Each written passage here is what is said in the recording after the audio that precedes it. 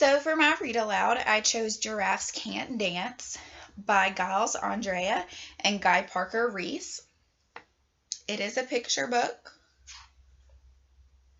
And to bring this alive in my classroom, I think it would be really fun for my students to share some dance moves and to bring a stuffed animal from home that would dance with giraffe, and they would come up with a dance on their own. All right. Giraffes can't dance.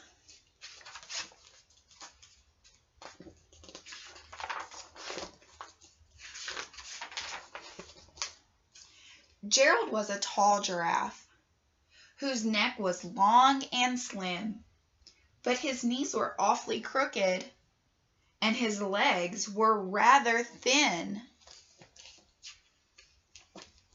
From here we can see, where does this story take place? Where does it look like they are? Can we guess?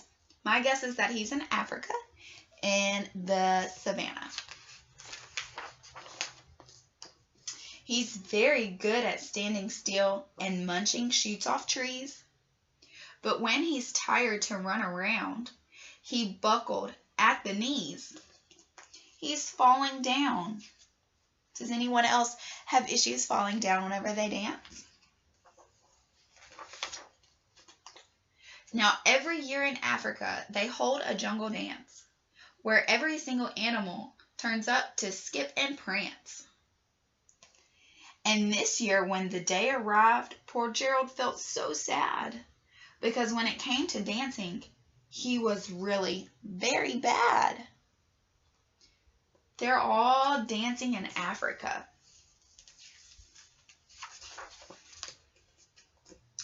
The warthogs started waltzing and the rhinos rock and rolled.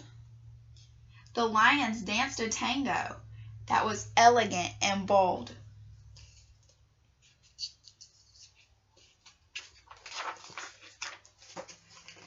The chimps did a cha-cha with a very Latin feel, and 8 baboons then teamed up for a splendid Scottish reel.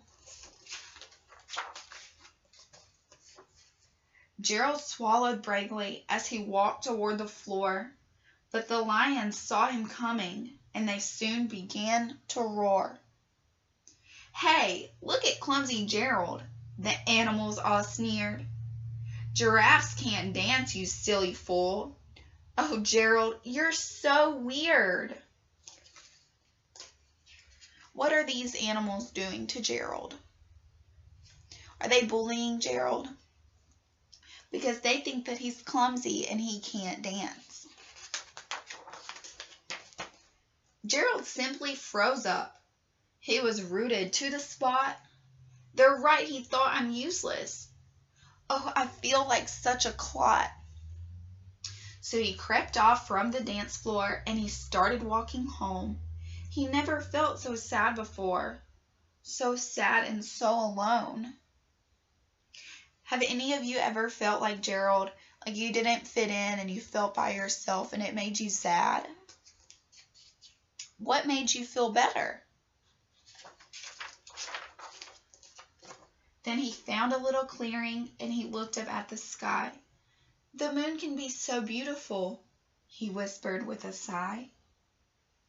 "Excuse me," coughed a cricket, who'd seen Gerald early on, "but sometimes when you're different, you just need a different song." Listen to the swaying grass and listen to the trees. To me, the sweetest music is those branches in the breeze. So imagine that lovely moon is playing just for you. Everything makes music if you really want it to. How many of you have a favorite song that you always want to dance to, no matter what? Maybe Gerald will find his song that makes him dance. With that, the cricket smiled and picked up his violin. Then Gerald felt his body do the most amazing thing. His hooves had started shuffling, making circles on the ground. His neck was gently swaying, and his tail was swishing around. He's starting to dance. He threw his arms out sideways and he swung them everywhere. Then he did a backward somersault and leapt up in the air. Gerald felt so wonderful, his mouth was open wide. "I'm dancing, yes, I'm dancing! I'm dancing!" Gerald cried.